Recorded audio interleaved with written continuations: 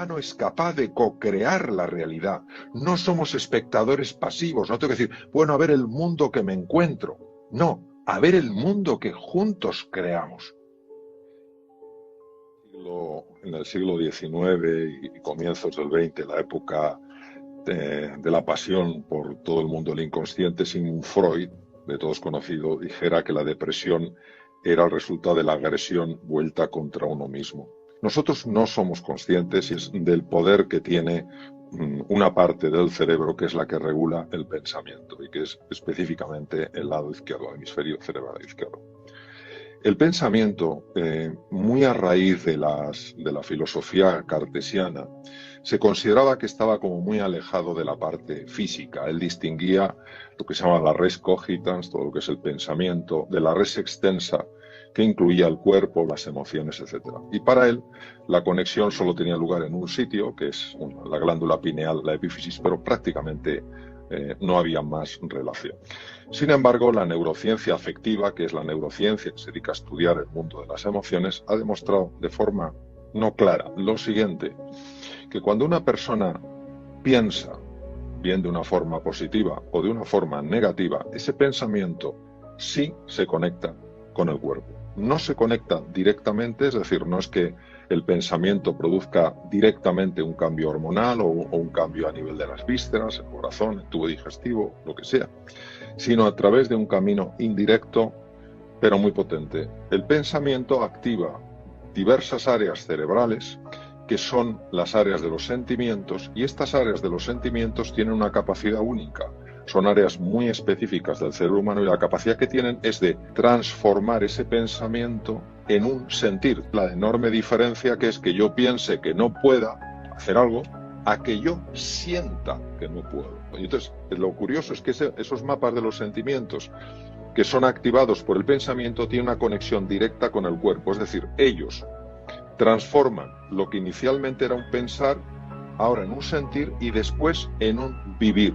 Lo convierte en una realidad material que afecta lógicamente a la musculatura, pues una persona se pone tensa, afecta a las vísceras, el corazón, el tubo digestivo, todas las estructuras del cuerpo, y que además también afecta al cerebro. Es decir, hoy sabemos que el pensamiento, cuando genera estos sentimientos, sobre todo dos sentimientos que son tremendos, que son los sentimientos de impotencia y los sentimientos de desesperanza, tan comunes en el ser humano y sobre todo en momentos tan complicados como este. Cuando esos sentimientos de impotencia y desesperanza se mantienen durante un tiempo prolongado, pues tenemos que tener cuidado, es bastante impactante lo que son capaces de hacer, que es que ese movimiento fisiológico, es decir, ese movimiento a nivel del cuerpo que produce, es capaz de matar neuronas cerebrales. Pero no cualquier tipo de neuronas, precisamente se ceba en un tipo de neuronas que se llaman las neuronas de la capa K3 del hipocampo, que son neuronas que están especializadas en temas tan importantes como el control del miedo, ya que son capaces de inhibir una estructura muy potente que es donde está el núcleo central del miedo. Por otra parte, son neuronas absolutamente claves, fundamentales en todo lo que tiene que ver con nuevos aprendizajes. Todos tenemos que aprender cosas nuevas. ¿Qué quiero decir? Quiero decir que es normal, ¿cómo no lo va a ser?, sentir momentos de decaimiento, sentir momentos donde el mundo se nos derrumba, sobre todo si has perdido un ser querido o estás preocupado por la enfermedad de alguien cercano o no tan cercano. Eso es normal y no podemos exigirnos lo que es inhumano, exigirnos todo el día con la cara sonriendo, toleando botes, ¿no? Eso es inhumano. Lo que tenemos que tener mucho cuidado es en no caer en esos estados y sobre todo en no mantenernos ahí. Nos tenemos que caer y nos tenemos, con dificultad, a todos nos cuesta, que levantarnos. Y esa es la importancia. Y la importancia por eso también de hablarnos de forma positiva, porque esos sentimientos que son positivos activan procesos fisiológicos y, atención, esto es muy importante, mejoran la capacidad del cerebro para tomar buenas decisiones, que es lo que tenemos que tomar cuando tenemos tan poca información.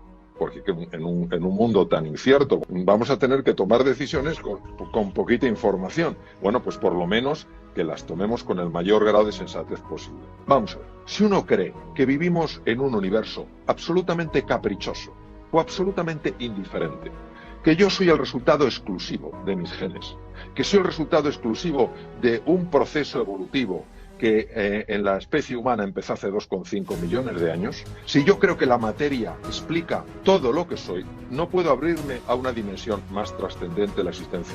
Ahora, si yo me abro a la posibilidad, no digo que compre nada, me abro a la posibilidad de que tal vez, quizás, quién sabe, yo vivo en un universo que es consciencia y amor, y que ese universo no va a permitir que suceda en mi vida nada que no me ayude a crecer en alguna dimensión, la que sea. Yo claro que lo puedo pasar, enfadarme con el universo.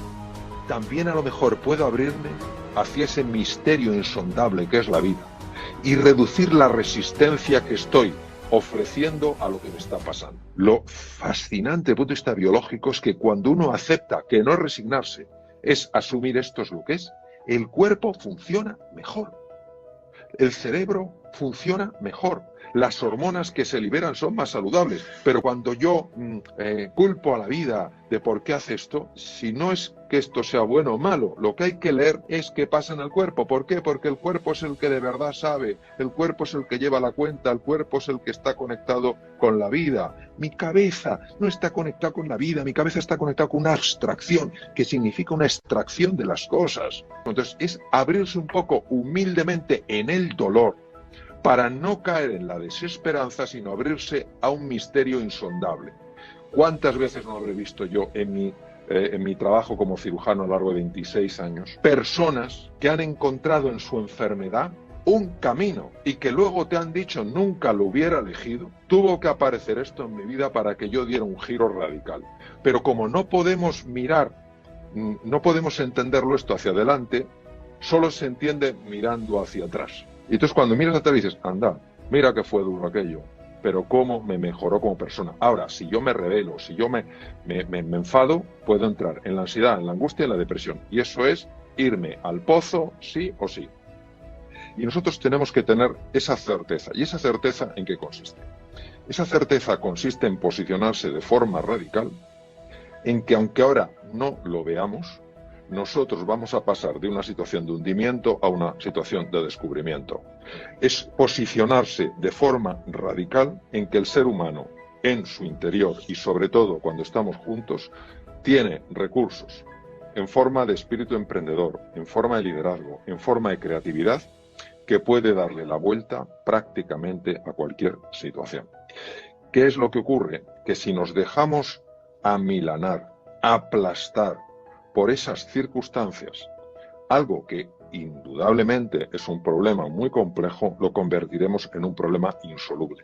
Por eso esa determinación de lo estoy pasando mal, lo voy a pasar mal, yo de aquí, nosotros de aquí salimos reforzados, tiene una fuerza tremenda, porque cuando uno resuelve con verdadera intensidad, con verdadero compromiso, que su vida va a ser así. No está diciendo que en su vida no haya problemas, no está diciendo que no lo esté pasando mal, no está diciendo que no tenga dolor. Lo que está diciendo es que confía más en sus capacidades que en el problema.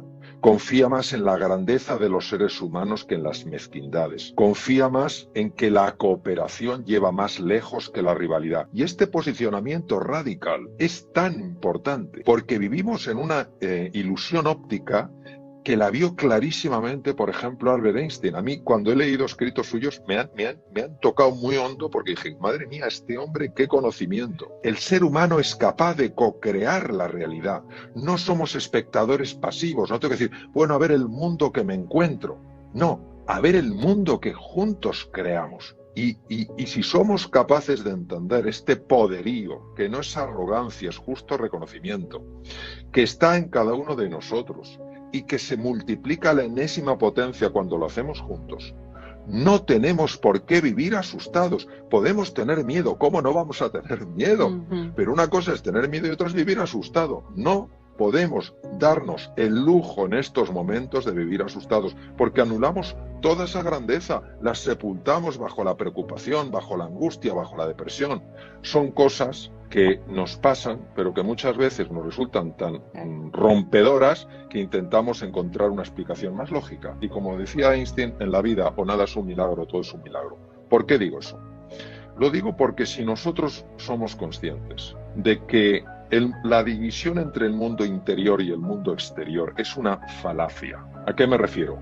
Cuando los seres humanos estábamos más en contacto con la naturaleza, nosotros no nos veíamos separados de la naturaleza. Es inexplicable, sino que tribus nativas pudieran descubrir remedios terapéuticos en una selva donde hay millones de plantas. ¿Cómo es posible que lo supieran si no tenían microscopios, ni tenían nada, ni tenían sistema de investigación? Algo debieron de apreciar en esa naturaleza para poder convivir con esa naturaleza. Luego el ser humano empieza a experimentar una serie de cambios y se aleja de la naturaleza, sobre todo en la época moderna, y el mundo científico empieza no a entender la naturaleza, sino a describirla. Bueno, si nosotros recuperamos esta idea de que el mundo exterior y el mundo interior solo están separados a nivel mental, nos daremos cuenta que la actitud que nosotros tomemos en la vida, que quiere decir ni más ni menos que cómo me relaciono yo con una realidad, tiene la capacidad de curvar la realidad. ¿Qué es curvar la realidad? Tiene la capacidad de afectar al mundo exterior, a las circunstancias, porque el mundo interior y el mundo exterior solo están separados a nivel de espejismo, a nivel de ficción. Y por eso le doy tantísima importancia a la actitud ante esta situación. Ahora es cuando más importante es pensar en grande. Ahora es cuando parece que es menos lógico, más contraintuitivo, es cuando más hay que hacerlo. No nos tenemos que olvidar de una cosa. La razón, lo que entendemos por razón, es una forma muy limitada de conectar con el mundo. Muy limitada.